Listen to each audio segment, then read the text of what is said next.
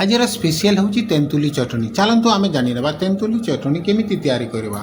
जेहेतु आगु आम चाउल बरा और तेंतुली चटनी रेसिपी आम तैयारी करला से आम गोटे भाई कही कि तेंतुली चटनी केमी तैयारी करवा। आम प्रथम कौन करवा तेंतुली नहीं गला जोटा कि बिना मंजीर आपण मैंने देखिपार आम तेंतुली नहीं गला।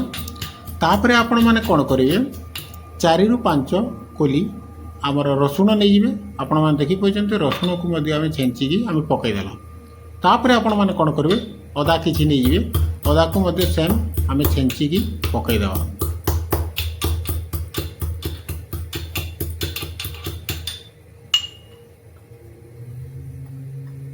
अदा को आम छेचिकी पकईदेला। यही भाव में आपण मैंने कौन करेंगे 2टी किंबा 2टी अधिक कंचा लंका नहीं जाए। आपण हिसाब से आपण मैंने कंचा लंका नहीं पारे। आम 2टी नहीं 2टी को एमती आम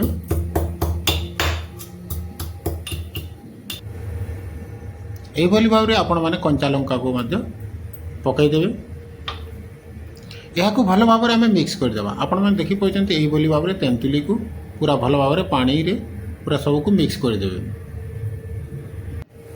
तापर गोटे चम्मच चीनी देदेवे कहीं चीनी देदेवा टी मीठार स्वाद आम नेबा। तापर गोटे चम्मच आम लुण नहीं जावा।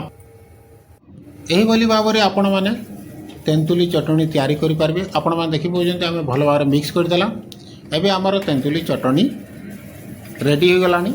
एबे आम चाउल बरा रे यह को आम व्यवहार करें। आपण मैंने देखिपार चाउल बरा सहित तेंतुली चटनी बहुत स्वादिष्ट लगे।